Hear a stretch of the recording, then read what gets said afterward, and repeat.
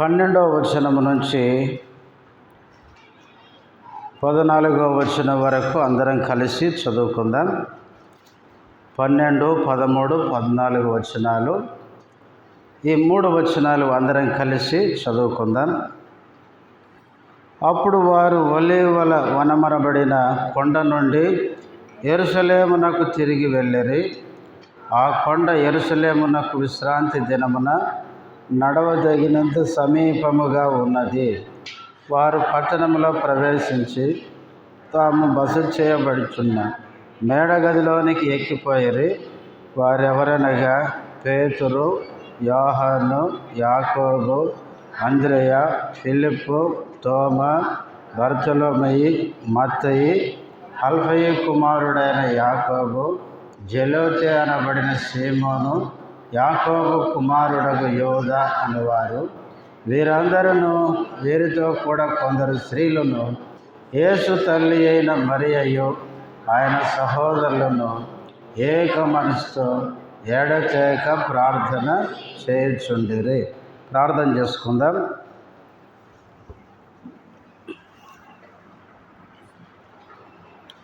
ప్రేమ కలిగిన మా తండ్రి, పరిశుద్ధుడైన దేవ, యేసుక్రీస్తు నామములో వందనములు, స్తోత్రాలు చెల్లిస్తుంటున్నాం. ఇంతవరకు పాటలలో మీరు చేసిన సహాయముకై స్తుతిస్తుంటున్నాం.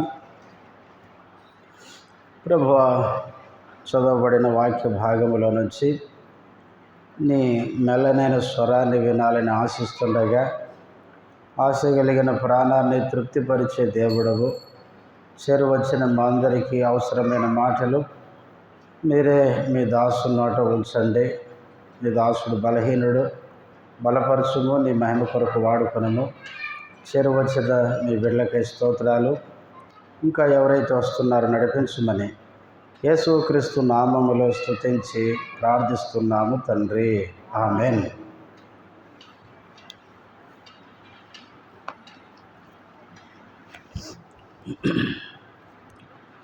మనము అపోస్తలుల కార్యములు మనం ధ్యానిస్తున్నాం. పోయిన వారము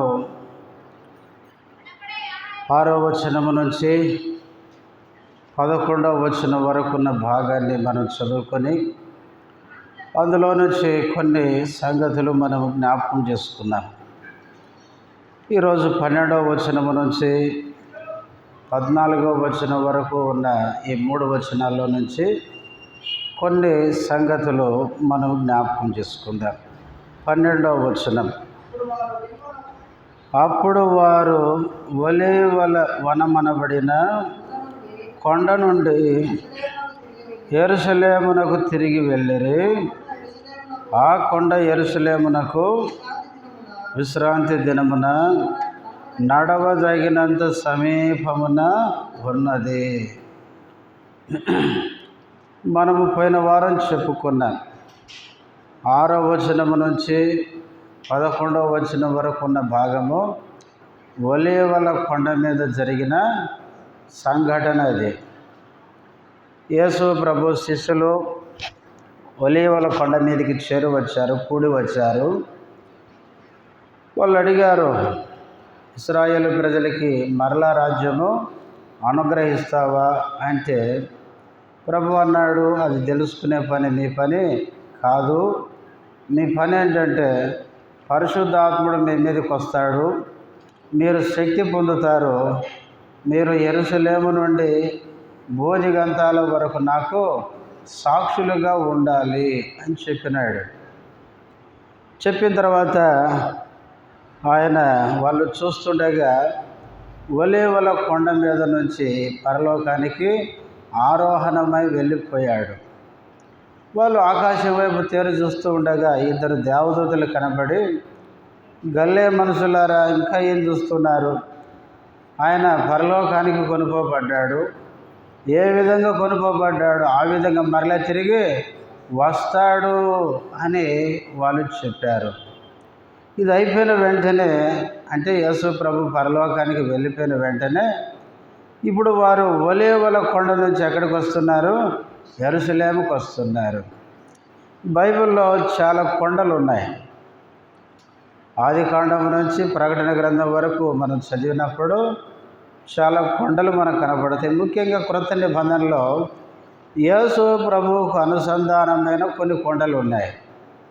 చూడండి, ఆ కొండల్ని మనం చదువుతున్నప్పుడు ఆ కొండలు కొన్ని ఆత్మీయమైన పాఠాలు మనకు నేర్పిస్తాయి. చూడండి, మత్తయి సువార్త 4వ అధ్యాయం. మత్తయి సువార్త 4వ అధ్యాయము 8, 9 వచనాలు.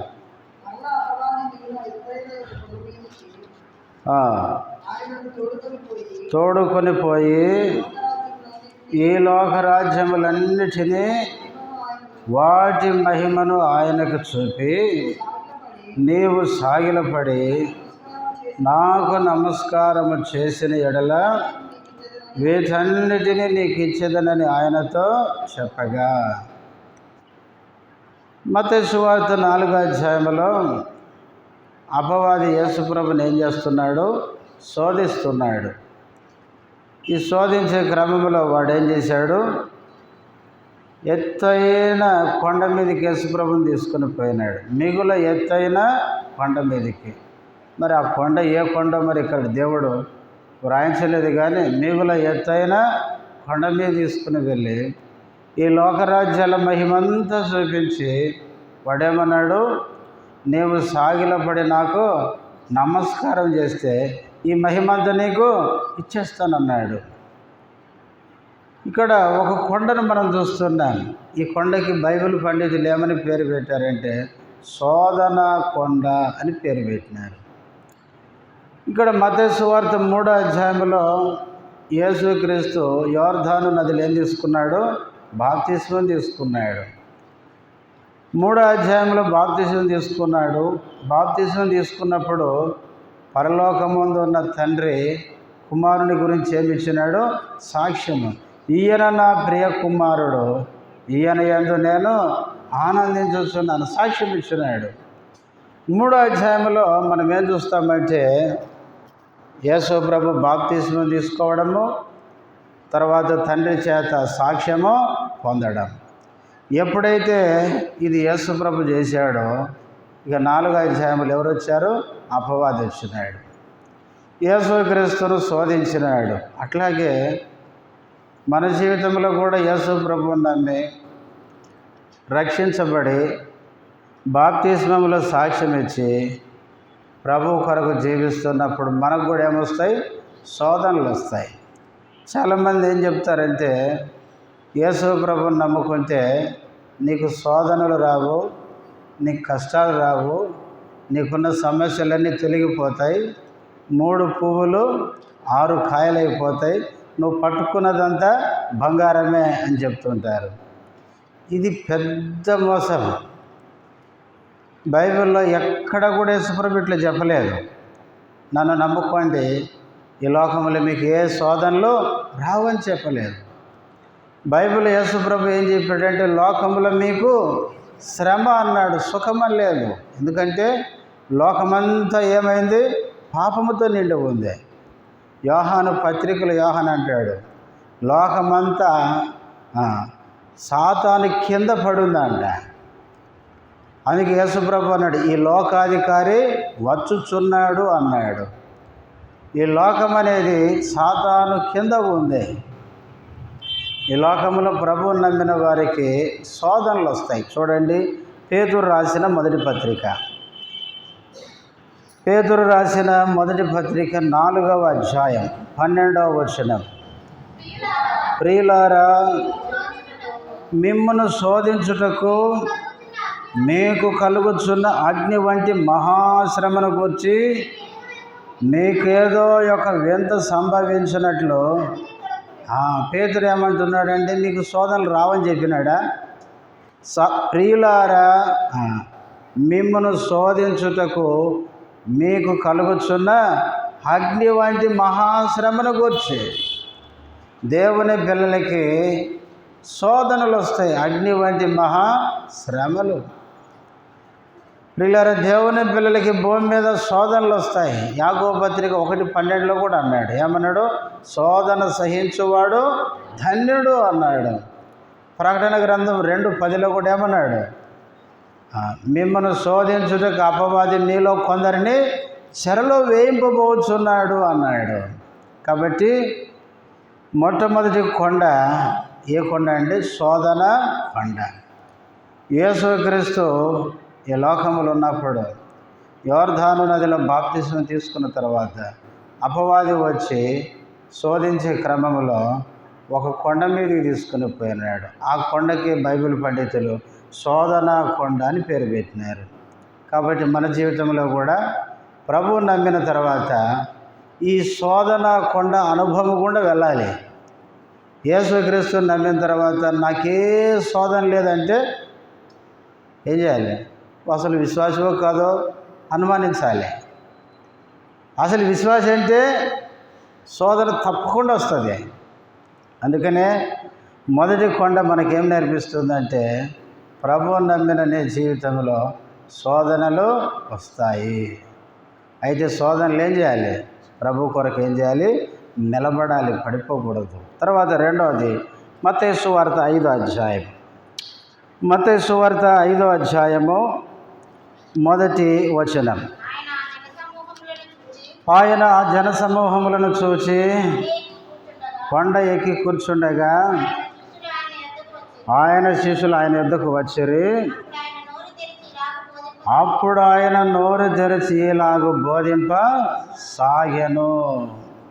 ఇక్కడ యేసుక్రీస్తు కొండ ఎక్కి కూర్చున్నాడు. కూర్చున్నప్పుడు ఆయన శిష్యులు ఏం చేశారంట? ఆయన దగ్గరికి వచ్చినారు. 2వ వచనంలో అప్పుడు ఆయన నోరు తెరిచి ఇలాగూ బోధింపసాగెను. ఇక్కడ కూడా ఒక కొండను చూస్తున్నాం. ఏ కొండ కూడా ఇక్కడ కూడా మనకు అర్థం కాదు. కానీ ఈ కొండ మీద కూర్చున్నాడు. కూర్చొని ఏం చేస్తున్నాడు? శిష్యులకు బోధిస్తున్నాడు. శిష్యులకే కాదు, ఈ కొండ మీద ప్రసంగం ముగింపుకు వచ్చేసరికి అనేక జనాలు కూడా వచ్చినట్లుంది. అందుకే చివరిలో 7వ అధ్యాయం చివరికి వచ్చేసరికి ఆయన బోధ విని జనులు ఆశ్చర్యపడ్డారు అని ఉంది. అంటే ఈయన బోధిస్తుండగా అనేక జనాలు కూడా వచ్చారని మనకు అర్థమవుతుంది. కాబట్టి యేసు ప్రభు కొండ మీద కూర్చొని తన దగ్గర ఉన్న శిష్యులకు, తన దగ్గరకు వచ్చిన జన సమూహానికి ఆయన బోధించాడు. ఇదే కొండ బోధనా కొండ. మన ప్రభు ఎవరంటే మనకేం చేసేవాడు? బోధించేవాడు. అసలు యేసు ప్రభుకి ఒక పేరు పెట్టారు ఈ లోకంలో ఉన్నప్పుడు. ఏమని? రబ్బుని అని. రబ్బుని అంటే బోధకుడా అని. యేసు ప్రభు బోధకుడు. చూడండి యోహాను సువార్త 13వ అధ్యాయం.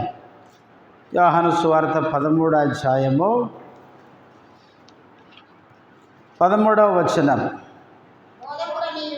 బోధకుడనియు ప్రభు అనియు మీరు నన్ను పిలుచుచున్నారు. నేను బోధకుడను ప్రభువును గనుక మీరిట్లు పిలుచుట న్యాయమే. యేసుప్రభువే చెప్తున్నాడు, నన్ను మీరేమని పిలుస్తున్నారు? బోధకుడనియు. చాలాసార్లు పరిచయాలు అంటారు శిష్యులతో, మీ బోధకుడు సుఖం కట్టడా అంటారు. మీ బోధకుడు ఏంది? పాపులతో కూర్చొని భోజనము చేస్తున్నాడే అంటారు.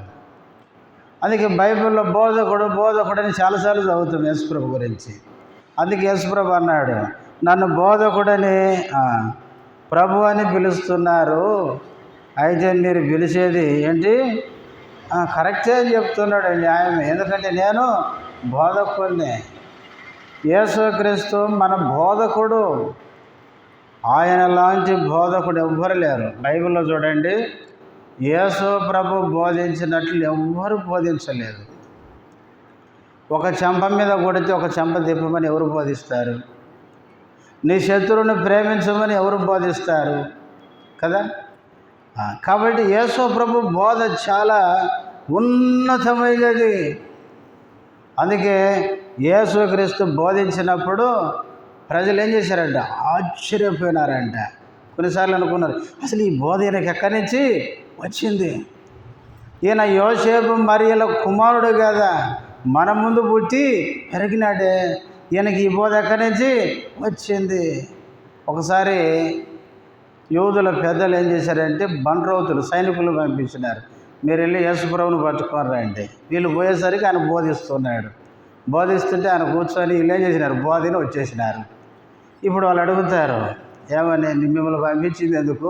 ఆయన పట్టుకోరమ్మని చెబితే మీరు సైలెంట్గా వచ్చారేంది అంటే ఆయన అన్నాడు, వీళ్ళు చెప్తారనమాట, అసలు ఆయన మాట్లాడినట్టు ఎవరు మాట్లాడలేదంటారు యోహాను సువార్త 7వ అధ్యాయంలో. కాబట్టి యేసుక్రీస్తు మాటలు, యేసు బోధ అంత అద్భుతంగా ఉంటుంది. అందుకే చూడండి, యేసుక్రీస్తు బైబిల్లో చూడండి, ఎక్కడ ఉన్నా యేసుప్రభు అరణ్యములు ఉంటే ప్రజలు అక్కడికి వెళ్ళిపోయినారు, సముద్రం ఒడ్డున ఉన్నాడంటే అక్కడికి వెళ్ళిపోయినారు. కాబట్టి యేసు ప్రభు మాటలు అలాంటివి. ఎందుకంటే బైబిల్ ఉంది, ఆయన దయగల మాటలు అని బైబిల్లో చదువుతాం.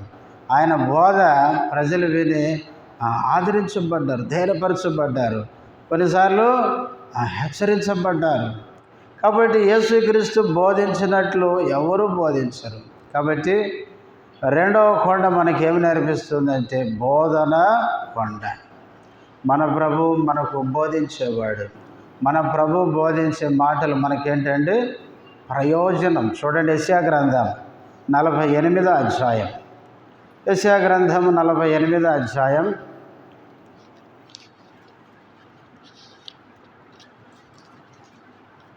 8వ వచనం 17వ వచనం. 48వ అధ్యాయం 17వ వచనం. నీ విమోచకుడును ఇశ్రాయేలు పరిశుద్ధ దేవుడునైన యెహోవా ఈలాగు సెలవిచ్చుచున్నాడు, నీకు ప్రయోజనము కలుగునట్లు నీ దేవుడనైన యెహోవానగు నేనే నీకు ఉపదేశము చేయుదును, నీవు నడవలసిన త్రోవని నిన్ను నడిపించుదును. మధ్యలో చూడండి, నీ దేవుడనైన యెహోవానగు నేనే నీకు ఉపదేశము చేయుదును. ఆ ఉపదేశం మనకేంటంటే నీకు ప్రయోజనము కలుగునట్లు. మన ప్రభు బోధించే బోధ మనకేంటంటే ప్రయోజనం. మనము 2 కొండలు చెప్పుకున్నాం. మొదటిది శోధన కొండ, రెండవది బోధన కొండ, మూడవది మత్తయి సువార్త 14వ అధ్యాయం. మత్తయి సువార్త 14వ అధ్యాయం 23వ వచనం. ఆయన జనసమూహములను పంపివేసి ప్రార్థన చేయుటకు ఏకాంతముగా కొండ ఎక్కిపోయి సాయంకాలం అయినప్పుడు ఒంటరిగా ఉండెను. ఈ కొండకు ఏమని పేరు? ప్రార్థనా కొండ. యేసు ప్రభు ప్రార్థన చేయడానికి ఎక్కడికి ఎక్కిపోయినాడంట? కొండకి ఎక్కిపోయినాడంట. యేసు ప్రభు ఈ లోకములో ఉన్నప్పుడు అనేక సార్లు కొండకు వెళ్ళి ఆయన దేవుని సన్నిధిలో ఏం చేశాడు? ప్రార్థన చేశాడు. మన జీవితంలో ప్రార్థన అనేది చాలా ప్రాముఖ్యమైనది. ప్రార్థన లేని జీవితం నిర్జీవమైన జీవితం. అందుకనే యేసుక్రీస్తు ప్రార్థించినట్లే మనం ఎల్లప్పుడూ దేవుని సన్నిధిలో ప్రార్థించేవారంగా ఉండాలి. ఇప్పుడు ఎన్ని చెప్పుకున్నాం? 3 కొండలు: శోధన కొండ, బోధన కొండ, ప్రార్థనా కొండ. 4వది ఇదే మత్తయి సువార్త 17వ అధ్యాయం 1వ వచనం. 6 దినములైన తర్వాత యేసు పేతురును యాకోబును అతని సహోదరుడైన యోహానును వెంటబెట్టుకుని ఎత్తైన ఒక కొండ మీదికి ఏకాంతముగా పోయి వారి ఎదుట రూపాంతరము పొందెను. ఇప్పుడు 4వ కొండ ఏ కొండ? రూపాంతరపు కొండ. యేసు ప్రభు ఒకసారి 3 శిష్యులను వెంటబెట్టుకొని కొండ మీదకి పోయినాడు. ఇంకా లూకా సువార్తలో ఉంటుంది. ఆయన ప్రార్థన చేయుచుండగా ఆయన ఏమైనాడంట? రూపాంతరము చెందినాడు. ముఖము సూర్యుని వలె ప్రకాశించింది, వస్త్రాలు వెలుగు వలె తెల్లగా, ఏ చాకలి కూడా అంత తెల్లగా ఉతకలేడంట. ఆ విధంగా యేసు ప్రభు రూపాంతరము చెందినాడు. 4వ కొండ రూపాంతరపు కొండ. అట్లాగే యేసు ప్రభు రూపాంతరము చెందినట్లే ప్రభువు నమ్మిన నీవు దినదినము ఏం చెందాలి? రూపాంతరము చెందాలి. ఇప్పుడు సీతాకోక చిలుక మనకు తెలుసు కదా, అది ఫస్ట్ ఏంటి? అది గొంగలి పురుగు. ఆ గొంగలి పురుగు ఏం చేస్తుంది? ఒక చోటికి వెళ్ళి గూడు కట్టుకొని కొంతకాలం లోపల ఉండి రోజుకి లోపల మార్పు చెంది అది దానికి చిన్న రంధ్రం పెట్టుకొని మెల్లగా బయటకు వచ్చి గొంగలి పురుగు ఏమైపోయింది? సీతాకోక చిలుకలాగా రూపాంతరం చెందింది. గొంగలి పురుగు అంటే ఎవరికైనా ఇష్టమా? పొరపాటున మన వంచి మీద పడింది అనుకో, ఏమైంది? ఒళ్ళంతా జలదరించినట్లు అయిపోద్ది, కొంచెం వణిగిపోయినట్టు అవుతాం. 4 పురుగులు వచ్చి మీద పడితే గనక ఇంకా ఒళ్ళు ఎటెట్ అయిపోద్ది. అదే గనక సీతాకోక చిలుక వచ్చి భుజం మీద వాలింది అనుకోండి, ఎంత ఆనందపడతామో కదా. దాన్ని చూస్తేనే చాలా ముచ్చటగా అందంగా ఉంటుంది. కనుక మనం కూడా యేసు ప్రభువుని నమ్మక ముందు గొంగలి పురుగులమే. ప్రభువుని నమ్మిన తర్వాత రోజు రోజుకి క్రీస్తులో రూపాంతరము చెంది ఏం కావాలండి? క్రీస్తు యొక్క రూపంలోనికి మనం మార్చబడాలి. చూడండి, రోమ పత్రిక 12వ అధ్యాయం 2వ వచనం. రోమీయులకు రాసిన పత్రిక 12వ అధ్యాయం. మీరు ఈ లోక మర్యాదను అనుసరింపక ఉత్తమమును అనుకూలమును సంపూర్ణమునయ్యున్న దేవుని చిత్తం మీద పరీక్షించి తెలుసుకొనున్నట్లు మీ మనసు మారి నూతన మగుట వలన రూపాంతరము పొందుడి. దేవుని పిల్లలు ఈ లోక మర్యాదను ఏం చేయొద్దు? అనుసరించొద్దు. లోక మర్యాదలు కొన్ని ఉంటాయి, దేవుని మర్యాదలు కూడా ఉన్నాయి కదా.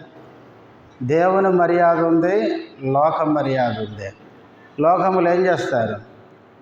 కొన్ని మర్యాదలు ఉంటాయి. అయితే ఈ లోక మర్యాదను మనం అనుసరించద్దు, ఈ లోక పద్ధతులను మనం అనుసరించద్దు. ఎందుకంటే లోకంలో నుంచి మనము ప్రత్యేకించబడ్డాం. తర్వాత అంటాడు, ఉత్తమమును. దేవునికి ఏది ఉత్తమమో, అనుకూలమును. ఎవరికి అనుకూలము? దేవునికి అనుకూలం, మనకు కాదు. కానీ చాలాసార్లు మనకు ఉత్తమము, మనకు అనుకూలమైందే దేవుని చిత్తం అనుకుంటాం. అందుకే మన జీవితం నష్టం కొని తెచ్చుకుంటాం. ఏది ఉత్తమమో, ఏది దేవునికి అనుకూలమో, సంపూర్ణమో అది తెలుసుకోవడానికి మనమేం కావాలి? మనసు నూతనపరచబడాలి, రూపాంతరము చెందాలి. కాబట్టి ప్రియులారా, మనము రూపాంతరము చెందినప్పుడే దేవుని చిత్తమేంటో మనకు అర్థమవుతుంది. కనుక 4వ కొండ రూపాంతరపు కొండ. 5వది లూకాసు సువార్త 23వ అధ్యాయం. లూకాసు సువార్త 23వ అధ్యాయము 33వ వచనం.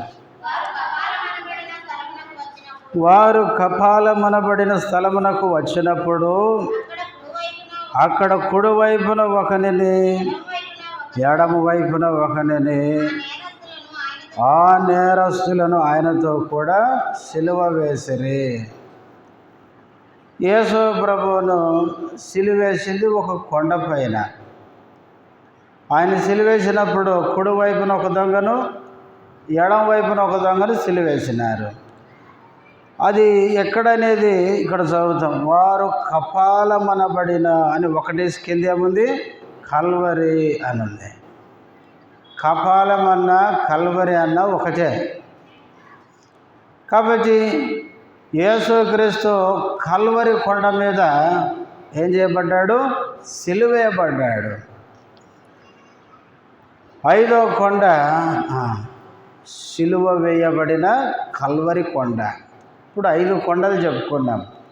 1 శోధన కొండ, 2 బోధన కొండ, 3వది ప్రార్థన కొండ, 5వది రూపాంతరపు 4వది రూపాంతరపు కొండ, 5వది కల్వరి కొండ. యేసుక్రీస్తు సిలువ వేయబడిన కొండ ఇది. యేసు ప్రభు ఏ విధంగా సిలువ వేయబడ్డాడో నీవు నేను కూడా ఏమి వేయబడాలి? సిలువ వేయబడాలి. పౌలు గలతీయులకు రాస్తూ అంటాడు 2:20 నేను క్రీస్తుతో కూడా సిలువ వేయబడి ఉన్నాను. సిలువ ఏమేయబడిందంట? నేను అంటే నేను అనేది ఏం చూపిస్తుంది? మనలో ఉండే అహం, మనలో ఉండే గర్వం. అదేం కావాలంట? సిలువ వేయబడాలి. ఒకప్పుడు సౌలుగా ఉన్నప్పుడు నాకంతా తెలుసు, నా మతమే గొప్పది, నేను పరిసయ్యుణ్ణి, ఫిలిప్పీ పత్రికలు అంటాడు. 8వ దినాన నాకు సున్నతి పొందిన వాణ్ణి అని నేను అనే గర్వం ఉంది ఆయనకి. అట్లాంటి సౌలు ఏమైపోయినాడు? దమస్కు మార్గంలో ప్రభు దర్శించగానే ఆయన నేను అనే సౌలు చచ్చిపోయినాడు. ఆయనలో ఉన్న గర్వం అంతా చచ్చిపోయింది. ఇప్పుడు ఏమంటాడు పౌలు అంటే? నేను కాదు క్రీస్తే అంటాడు. నేను కాదు క్రీస్తే నా యందు జీవించుచున్నాడు. నిజంగా మనలో ఉండే గర్వం చచ్చిపోయి నేను అనే ఈ అహం అనేది చచ్చిపోతే మనం ఎట్లుంటామంటే నేను కాదండి క్రీస్తే అంటాం. బాప్తిస్మం ఇచ్చి యోహాన్ అన్నట్లు నువ్వు క్రీస్తువా అంటే అంటాడు. ఏంది సరిగా నన్ను అర్థం చేసుకోలేదు, క్రీస్తు కంటే ముందటోని అనలే. ఏమన్నాడు? నాయన ఒక ఆయన వస్తున్నాడు, ఆయన నాకంటే ముందటివాడు, ఆయన హెచ్చవలసి ఉన్నది, నేను తగ్గవలసి ఉన్నది. ఆయన హెచ్చాలి, నేను తగ్గాలి. ప్రియులారా, నేను అనే మన అహం అనేది తగ్గాలి. అప్పుడే ఆయన హెచ్చించబడతాడు. అందుకే నేను అనే ఈ గర్వం అనేది సిలువ వేయబడాలి. ఈ నేను అనే ఈ గర్వం అనేది మనల్ని చంపుతుంది, క్రీస్తును కూడా అవమానపరుస్తుంది. కాబట్టి మనలో ఉన్న నేను, అందుకే ఒక ఆయన అన్నాడు, నేను అనే మాటకి ఇంగ్లీష్లో ఐ అని రాస్తారు. ఐ ఎట్లుంటుంది? నిలువగా ఉంటుంది అంట, పైకి కిందికి నిలువగా. అందుకే ఐ ఎప్పుడు వంగదంట. గర్వం అనేది వంగనేది మళ్ళీను. అయితే సిలువ అనేది ఎట్లుంటుంది? ప్లస్ ఆకారంలో ఉంటుంది కదా, అడ్డగీత వస్తేనే సిలువ అయింది. అందుకనే యేసుప్రభు అంటాడంట, ఈ ఐని ఇట్లా కొట్టేయాలి అంటాడంట. అని అడ్డగీత పెడితే అంటే సిలువ గుర్తు పెడితే అప్పుడు ఐ చచ్చిపోద్దంట. అంటే సిలువ లేనిదే మన గర్వం అనేది సాగదు. అందుకనే మన జీవితంలో యేసు సిలువ వేయబడ్డట్టే మనం కూడా సిలువ వేయబడాలి. గలతీ పత్రిక 5వ అధ్యాయంలో కూడా చివరి వచనాల్లో పౌలు అంటాడు, క్రీస్తు యేసు సంబంధులు శరీరమును దాని ఇచ్చలతో కూడా సిలువ వేసి ఉన్నారు. మనం ఆల్రెడీ సిలువ వేయబడతాం కాదు, అయితే వేయబడినము కాబట్టి అది అనుదినం ప్రాక్టీస్లోకి రావాలి. కాబట్టి యేసుక్రీస్తుతో కూడా మనం కూడా సిలువ వేయబడాలి. ఇది 5వ కొండ, కల్వరి కొండ. తర్వాత 6వది మనం చదువుకున్నాం, అపోస్తలుల కార్యములు 1:12. ఏ కొండ అది? ఒలీవల కొండ.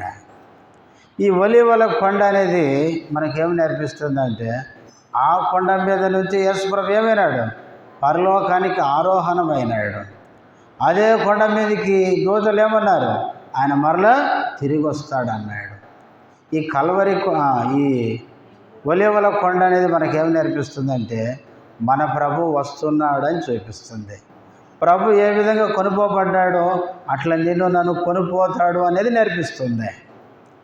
కాబట్టి యేసు ప్రభు రాబోతున్నాడు. ఎప్పుడు వస్తాడు ఎవరికి తెలియదు. నీవు నేను ఎట్లుండాలి? సిద్ధంగా ఉండాలి. ప్రకటన గ్రంథం చివరి అధ్యాయంలో యోహాను అంటాడు, పెళ్లి కుమార్తెయు సంఘము ఏమని చెప్తుందంట? రమ్ము అని చెప్తుందంట. ఇప్పుడు వినేవాళ్ళు కూడా ఏం చెప్పాలా? రమ్ము అని చెప్పాలంట. తర్వాత ప్రకటన గ్రంథం చివరి వచనాలు అంటాడు, ప్రభు అయిన యేసు రమ్ము అనే మాట రాస్తాడు. యోహాను ఏమంటున్నాడు అంటే, ప్రభు అయిన యేసు నువ్వు రా అని పిలుస్తున్నాడు. మనం ఏమంటాం? ప్రభు అయిన యేసు కొద్దిగా ఆగు, ఆగయ్యా కొద్దిగా ఆగు. అందుకే మళ్ళని బట్టి రాకడేమవుతుంది? ఆలస్యమవుతుందంట. పేతురు రాసిన 2వ పత్రిక 3వ అధ్యాయంలో కొందరు అంటారంట, ప్రభు వస్తాడని చెప్తున్నారు, ఇంకా రాకపోయినా ఇంకా రాడలే అంటారంట. అప్పుడు పేతురు అసలు ప్రభు రాకపోవడానికి కారణం ఏంటో చెప్పినాడు. ఒకటి, ఆయన దృష్టికి 1000 సంవత్సరాలు ఒక దినంలాగా ఉంది అన్నాడు. మనకిప్పుడు 2024, ఆయన దృష్టిలో అది చాలా తక్కువ. 2 దినాలు దాటింది అంతే. 2000 అంటే 1000, ఒక దినం అయితే 2000 అంటే 2 దినాలే. రెండోది ఏమన్నాడు? ఎవరు నశించడానికి ఇష్టం లేదు, అందరూ మారు మనసు పొందడానికి ఆయన ఆలస్యం చేస్తున్నాడు. ఆయన ఆలస్యానికి కారణం మనం సిద్ధపడలేము అని. మనం సిద్ధపడితే ఆయన వచ్చేస్తాడు, మళ్ళీను తీసుకొని పోతాడు. కాబట్టి ప్రియులారా, ఈ ఒలీవల కొండ అనేది ప్రభు యొక్క రాకడని చూపిస్తుంది. మనం 6 కొండలు చెప్పుకున్నాం. ఒకటి శోధన కొండ. మనం శోధనల గుండా వెళ్తాం. అప్పుడు ప్రభు మీద విశ్వాసంతో నిలబడాలి. శోధనలు రావని బైబిల్ చెప్పదు, గుర్తుపెట్టుకోండి. రెండవది బోధన కొండ. మనకు ప్రభు యొక్క బోధ అవసరం. అందుకే ప్రభు అపోస్తలుల బోధ మనకి ఇచ్చినాడు. మూడవది ప్రార్థన కొండ. మనకు ప్రార్థన కూడా అవసరమే. అందుకే బైబిల్లో ప్రార్థన గురించి అనేక చోట్ల రాయబడింది. నాలుగవది రూపాంతరపు కొండ. మనం ప్రభు నమ్మిన తర్వాత రోజు రోజుకి మార్పు చెంది, రూపాంతరపు చెంది క్రీస్తు యొక్క సమరూపములోకి రావాలి. ఐదవది కల్వరి కొండ. అది యేసు సిలువేయబడిన కొండ. మనం కూడా మన శరీరము, శరీర ఇచ్చలు, మనలో ఉన్న అహం అనేది సిలువేయబడాలి. ఆరవది ప్రభు రాకడ. ఒలీవల కొండ. అది ప్రభు రాకడని చూపిస్తుంది. అందుకనే ఇప్పుడు అపోస్తలుల కార్యములు 1వ అధ్యాయము 12వ వచనములో వారు ఒలీవల కొండ నుండి ఎక్కడికి వస్తున్నారు? యెరూషలేముకు వస్తున్నారు. ఈ ఒలీవల కొండ అనేది యెరూషలేముకి విశ్రాంతి దినమున తగినంత దూరంలో ఉందంట. ఈ యెరూషలేముకి ఈ ఒలీవల కొండ తూర్పుగా 2 మైళ్ళ దూరంలో ఉందంట. అంటే సమీపంగా ఉన్న కొండ ఇది. ఇప్పుడు 13వ వచనం, వారు పట్టణంలో ప్రవేశించి తాము బస చేయుచుండిన మేడ గదిలోనికి ఎక్కిపోయారు. కొద్దిగాగయ్యా. ఇక 13వ వచనానికి వచ్చేసరికి వారు యెరూషలేము పట్టణంలోకి వచ్చి వాళ్ళు బస చేసిన మేడ గదిలోనికి ఏమవుతున్నారు? ఎక్కిపోతున్నారు. యేసు ప్రభు సిలువ వేయబడక మునుపు ఆయన ఏం చేశాడు? పస్కాను ఆచరించాడు. ఏ గదిలో? ఈ మేడ గదిలోనే. ప్రభురాత్రి భోజనాన్ని కూడా ఆచరించింది ఈ గదిలోనే. యేసుక్రీస్తు ఈ మేడ గదిలోనే పస్కాను ఆచరించాడు. తర్వాత ప్రభురాత్రి భోజనాన్ని రొట్టెత్తి పట్టుకొని విరిచి శిష్యులకి ఇది నా శరీరం అని ప్రభురాత్రి భోజనాన్ని గురించి నేర్పించున్నాడు. అది కూడా ఈ మేడ గదిలోనే. అంతేకాదు, యేసు సిలువేయబడిన తర్వాత శిష్యులు యూదులకు భయపడి ఏం చేశారు? ఒక ఇంట్లోకి వెళ్ళి దాక్కుని తలుపు పెట్టుకున్నారు. ఆ ఇల్లు కూడా ఈ మేడ గదే. యేసు ప్రభు తలుపు వేయబడినప్పుడు ఏం చేశాడు? లోపలికి వాళ్ళ మధ్యలోకి వచ్చి మీకు సమాధానము కలుగునుగాక. అది కూడా జరిగింది ఈ మేడ గదిలోనే. కనుక ఈ యేసు ప్రభు సిలువేయబడిన తర్వాత ఈ శిష్యులు యూదులకు భయపడి ఎక్కడున్నారంటే పద్దాకి ఎక్కడికి పోతారు? ఈ గదికి వెళ్ళిపోయి దాక్కుంటారు. అందుకనే యేసు ప్రభు ఆరోహణమైన తర్వాత వారు యెరూషలేము పట్టణంలోకి వచ్చి ఈ మేడ గదిలోనికి ఎక్కిపోయినారు. తర్వాత మనం చదువుతాం, వారెవరనగా అని వారి పేర్లు చదువుతాం. ఎవరెవరు అంటే అక్కడ 11 మంది శిష్యుల పేర్లు రాయబడ్డాయి. 12వ వాడు లేడు, ఉరి పెట్టుకొని చచ్చిపోయాడు. 12 మంది శిష్యులు. తర్వాత 14లో వీరును వీరితో కూడా కొందరు స్త్రీలు అని చదువుతాం. వీళ్ళందరూ ఏమైనారంటే ఆ మేడ గదిలోనికి ఎక్కిపోయినారు. ఇక రెండవ తలంపు ఏం చూస్తున్నామంటే మేడ గదికి ఎక్కిపోవడం.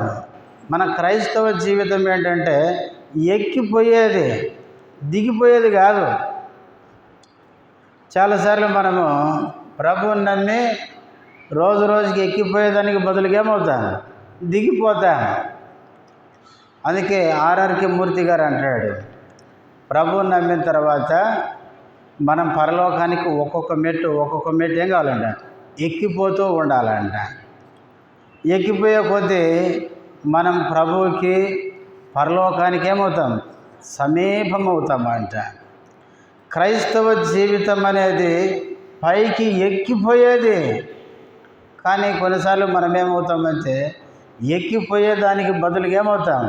రిటర్న్ దిగొస్తాం. చూడండి, యెహోషువ గ్రంథం 24వ అధ్యాయం 4వ వచనం. యెహోషువ గ్రంథం 24వ అధ్యాయము 4వ వచనం చివరి భాగం చదవండి. యాకోబును అతని కుమారులను ఐగుప్తులోనికి దిగిపోయిరి. ఆ మాట గుర్తుపెట్టుకోండి. యాకోబు అతని కుమారులు ఐగుప్తుకి ఏమైనారంట? దిగిపోయినారంట.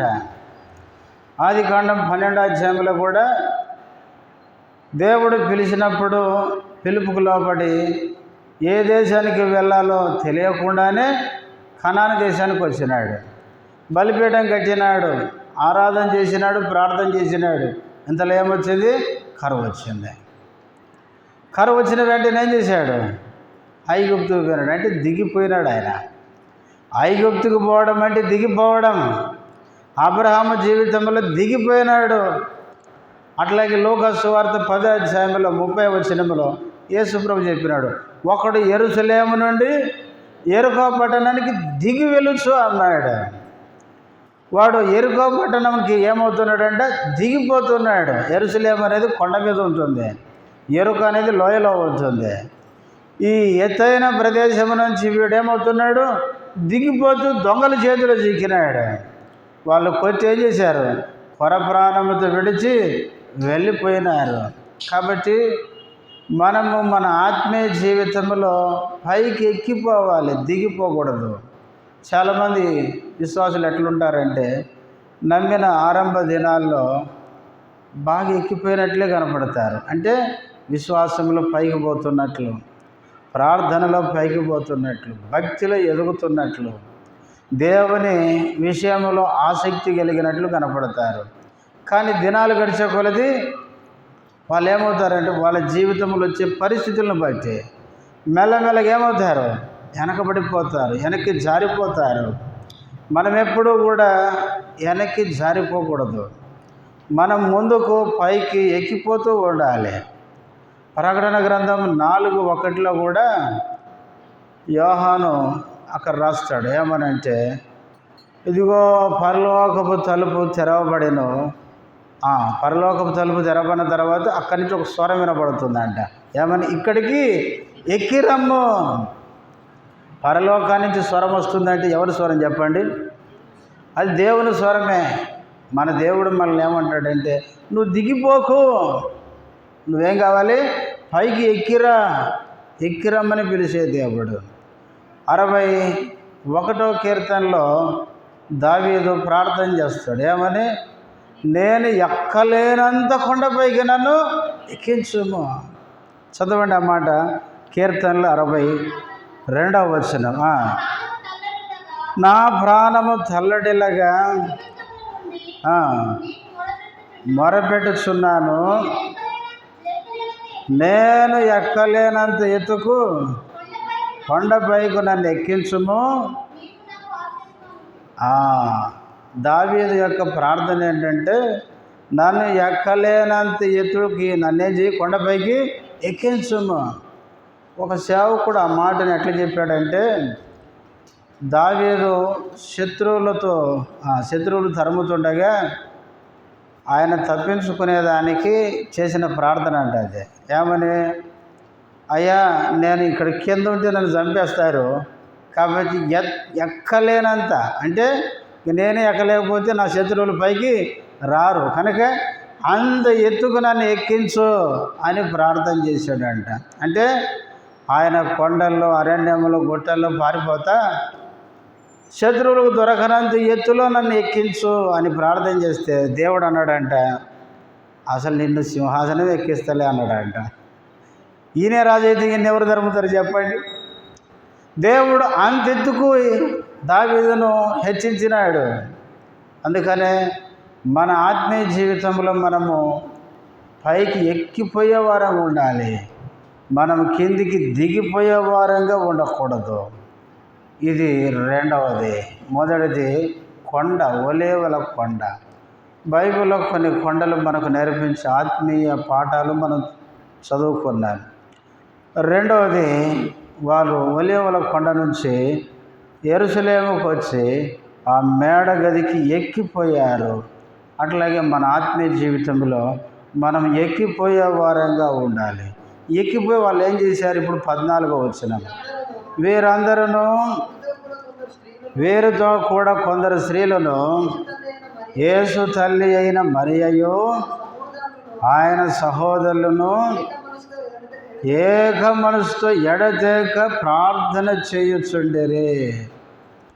ఇక మూడవ సంగతి ఇక్కడ ఏం చూస్తున్నామంటే, వీళ్ళందరూ ఆ మేడగదికి ఎక్కిపోయి వీళ్ళందరి మనసు ఇప్పుడు ఏమైందంట? ఏకమైంది. వాళ్ళు ఎంతమంది? 15వ వచనంలో 120 మంది అని చదువుతాం. వీళ్ళందరి మనసు ఏమైపోయింది? ఏకమంటే ఒకటైంది. మనము అపోస్తుల కార్యాల్లో ఆది విశ్వాసులు ఎట్లున్నారు? వాళ్ళు ఒకటిగా ఉన్నారు, వాళ్ళ మనసు ఏకంగా ఉంది. చూడండి 2వ అధ్యాయము 44వ వచనం, విశ్వసించిన వారందరూ చాలు ఎట్లా కూడుకుంటున్నారు?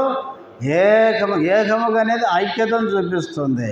ఇప్పుడు 46వ వచనం, మరియు వారేక మనస్కులై ప్రతి దినము దేవాలయములో చాలయ్యా, వారేక మనస్కులై దేవాలయంలో తప్పక కూడుకుంటున్నారంట. ఆ తర్వాత 4వ అధ్యాయం, ఇదే అపోస్తుల కార్యములో 4వ అధ్యాయం 24వ వచనం, వారు విని ఏక మనసుతో దేవునికి ఇట్లు బిగ్గరగా మొరపెట్టిరి. ఆది సంఘము ఎట్లుందండి? ఏకంగా ఉంది, వాళ్ళ మనసు ఒకటిగా ఉంది. ఇంకా కింద చూడండి 32వ వచనం, విశ్వసించిన వారందరూ ఏంటంట? ఏక హృదయమును ఏకాత్మయు గలవారై ఉండిరి. చల్లమ్మ, ఆది సంఘం ఎట్లుందంటే ఏక హృదయం ఏకాత్మ. ఆది సంఘం ఒకటిగా ఉంది. మేడగదిలో అంతమంది కూడుకున్నారు కానీ మనసు ఏకంగా ఉంది. ఆది సంఘం తర్వాత 2వ అధ్యాయంలో 2,000 మంది 3,000 మంది బాప్తిసం తీసుకున్నారు. వీళ్ళందరూ కూడా ఏకంగా కూడుకుంటున్నారు, ఏక మనసు కలిగి ఉన్నారు. వాళ్ళ హృదయము మనసు ఒకటిగానే ఉంది. తర్వాత 5వ అధ్యాయం 12వ వచనం, ప్రజల మధ్య అనేకమైన సూచక్రియలను మహత్కార్యములను అపోస్తలుల చేత చేయబడుచుండెను. మరియు ఏమాట చూడండి, వారందరూ ఏక మనస్కులై సొలొమోను మండపములో ఉండిరి. ఆది సంఘములో ఏముందంటే ఐక్యత, ఏకత్వం ఉంది. వాళ్ళు ఎంతమంది నమ్మి సంఘంలో చేర్చబడినా వీళ్ళందరి హృదయాలు మనసులు ఎట్లున్నాయి? ఏకంగా ఉన్నాయి. మరి ఈ దినాల్లో ఏ సంఘాన్ని మీరు చూడండి, అక్కడ గుంపులే, ఒకరికొకరికి పడదు. మళ్ళీ ఏం చెప్తారు? మేము విశ్వాసులమే, మేము కూడా యేసుప్రభుని ఆరాధించే వాళ్ళమే, ఒకే బలలో చేసే వాళ్ళమే, ఒకే ప్రభువుని నమ్మాం, ఒకే ఆత్మను పొందాం, ఒకే బల్ల. కానీ దేవుని ప్రజల మధ్య ఏమి లేదు, ఒకటే అనే ఏకత్వం లేదు. ప్రియులారా, ప్రభువుని నమ్మిన దేవుని పిల్లల మధ్య ఏకత్వము ఉండాలి. ప్రభు సంఘము ఒకటిగా ఉండాలనే కోరుకుంటాడు, సంఘం ఐక్యంగా ఉండాలనే కోరుకుంటాడు.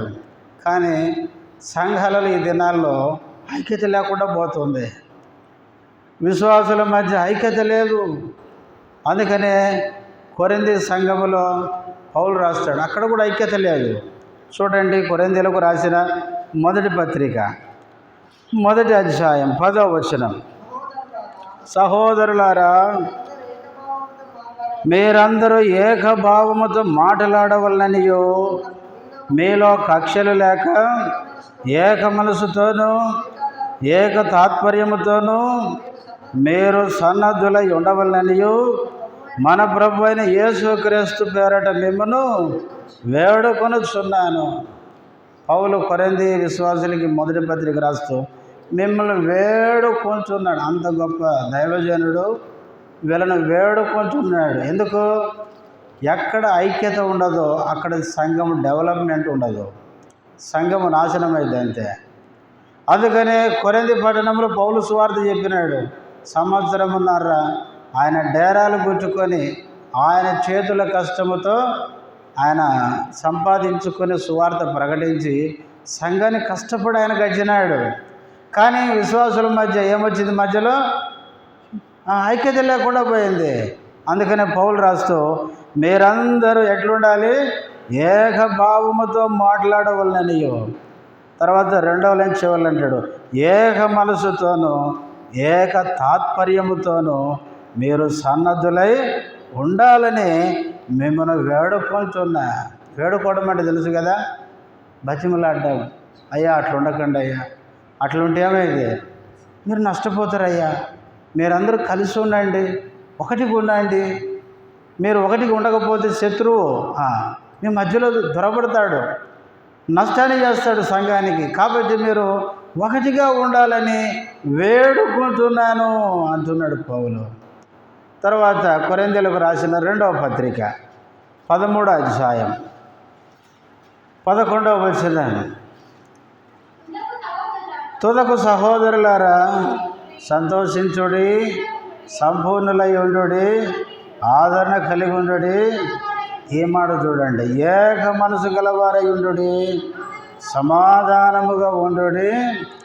ప్రేమ సమాధానములకు కర్తయ్యకు దేవుడు మధ్యలో చెప్తాడు 2వ లైన్ చివరిలో, ఏక మనసు గలవారై ఉండుడి. ఎందుకు చెప్పినాడు? కొరింథీ సంఘంలో ఏమి లేదు, ఏక మనసు లేదు. అంతేకాదు ఫిలిప్పీలకు రాస్తూ చెప్తాడు. చూడండి, ఫిలిప్పీ పత్రిక 2వ అధ్యాయం 2వ వచనం.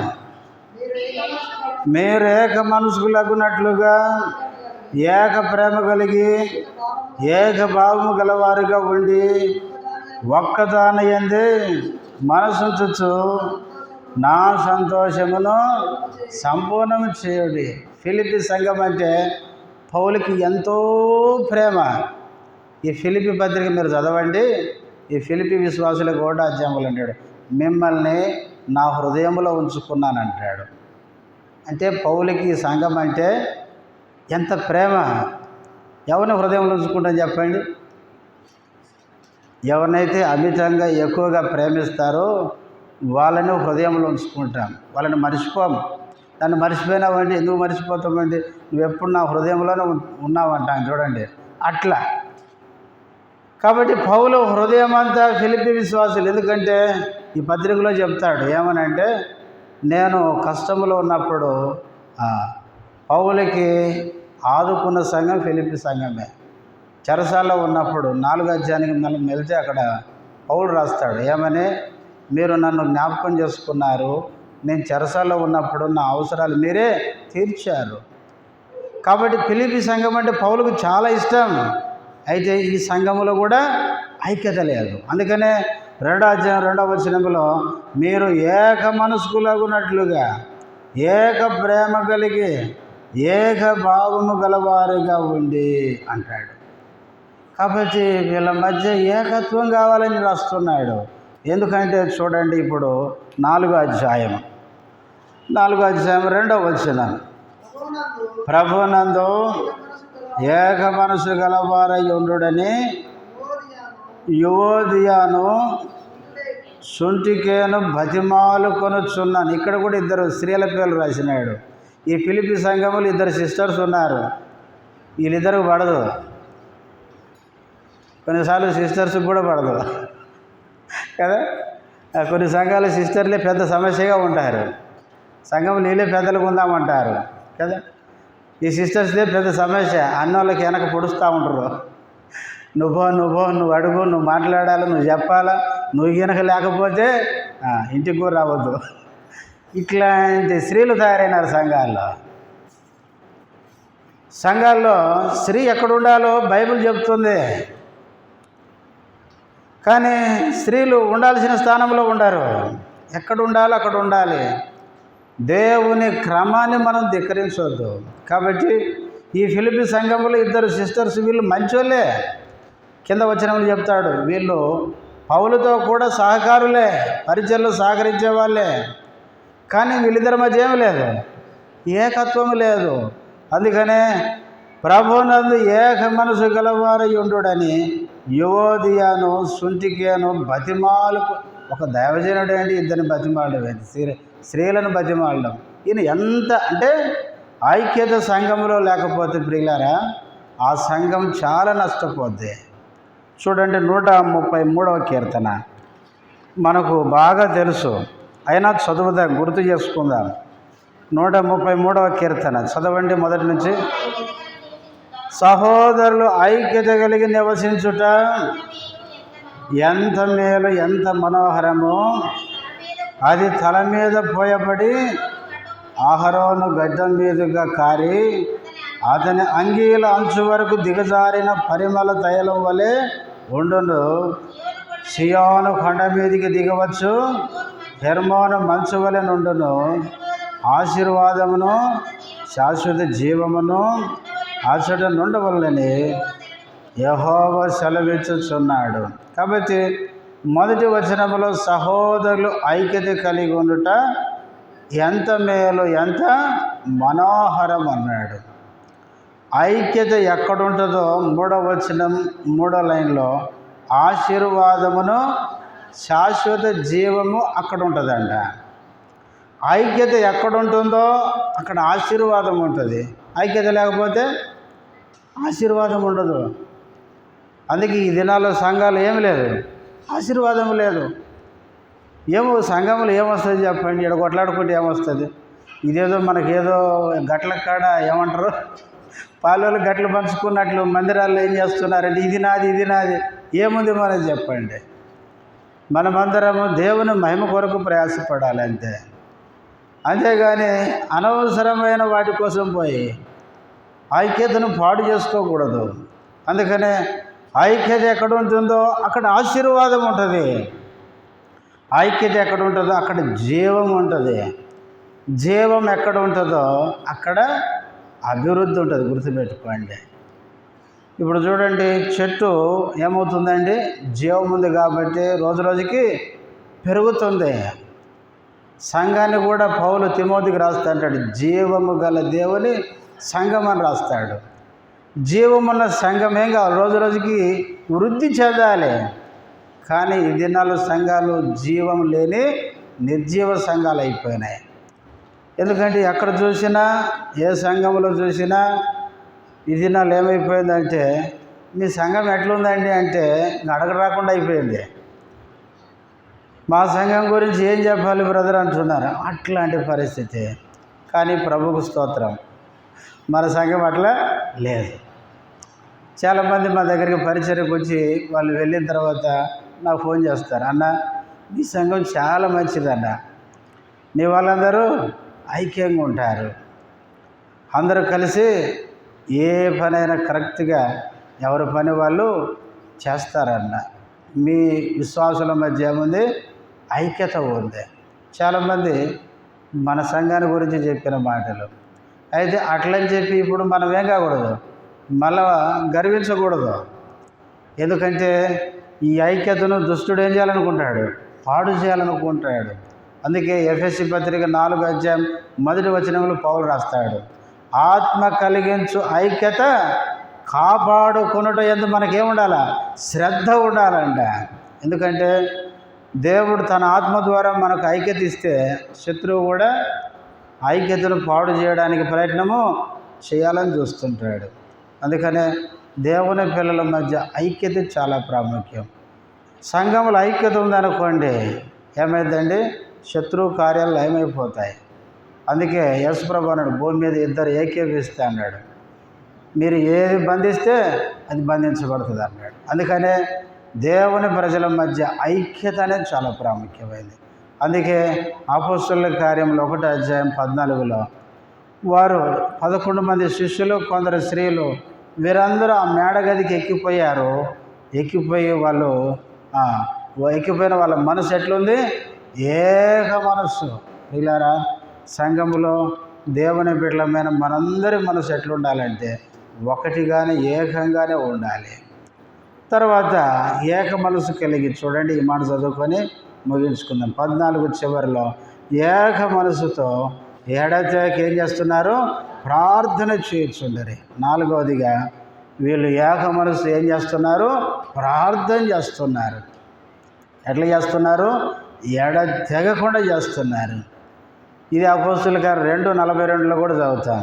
వీరు అపోస్తలుల బోధ యందు, సావాసం యందు, రొట్టె విరుచుట యందు, ప్రార్థన చేయటం యందు ఎడతెగక ఉండిరి. ఆది సంఘం ప్రార్థన అనేది ఎడతెగకుండా చేస్తుంది. అందుకే మీరు ఇంకా 3వ అధ్యాయం నుంచి మనం ధ్యానిస్తాం. సంఘం ఎడతెగకుండా ప్రార్థన చేస్తుంది కాబట్టి ఈ అపోస్తలుని ఆపాలని ఎంత ప్రయత్నం చేశారో తెలుసా. ఎంత ప్రయత్నం చేసినా వీళ్ళని జైలు వేస్తే జైలు ఓపెన్ అవుతున్నాయి అంతే. ఎవరు సువార్తను ఆపలేకపోయారు. ఆది సంఘాన్ని, సంఘం ద్వారా జరిగే కార్యాలని ఎవరు ఆపలేకపోయినారు. కారణం ఏంటంటే ఆది సంఘము ఎడతెగకుండా ఏం చేస్తుంది, ప్రార్థన చేస్తుంది. ఈనాడు సంఘాలు ఏమీ లేదు చెప్పండి, ప్రార్థన తక్కువైపోయింది. ప్రియులారా, ప్రభు పిల్లమైన మనము ప్రార్థన పట్ల ఆసక్తి ఉండాలి. యాకోబు పత్రిక 5:17 అనుకుంటా, అక్కడ ఏలియా గురించి, అతడు ఆసక్తితో ప్రార్థన చేయగా అని చదువుతాం. అపోస్తలుల కార్యములు 12:5 సంఘమైతే అత్యాసక్తితో ఏం చేస్తుంది, ప్రార్థన చేస్తుందంట. ప్రార్థన పట్ల మనకు ఆసక్తి ఉండాలి. ప్రార్థన మనం చేసినప్పుడే దుష్టుని కార్యములు లయపరచబడతాయి, దేవుని యొక్క కార్యాలు మనము చూడగలుగుతాం. కనుక మనం 4 విషయాలు చెప్పుకున్నాం. ఒకటి, ఒలీవల కొండ అనేది మనకి ఏం నేర్పిస్తుందో చెప్పుకున్నాం, కొన్ని కొండలు గుర్తు చేసుకున్నాం. 2వది, వీరు యెరూషలేముకు వచ్చి మేడ గదికి ఎక్కిపోయారు. అట్లాగే మనం కూడా మన ఆత్మీయ జీవితంలో ఎక్కిపోయే వారంగా ఉండాలి కానీ దిగిపోకూడదు. 3వది, ఎక్కిపోయిన వీరి మనసు ఎట్లుంది, ఏకంగా ఉంది. అట్లాగే దేవుని ప్రజలమైన మన మధ్య ఏకత్వం ఉండాలి. 4వది, వీళ్ళు ఎడతెగక ప్రార్థన చేస్తున్నారు. మనం కూడా ఎడతెగకుండా ప్రార్థన చేస్తే ఆనాడు ఆది సంఘములో చూసిన ఆ కార్యాలు ఈ దినాల్లో కూడా మనం కూడా చూస్తాం. దేవుడు అలాంటి కృప మనకు దయచేయునుగాక. ప్రార్థన చేసుకుందాం, మోకరించండి.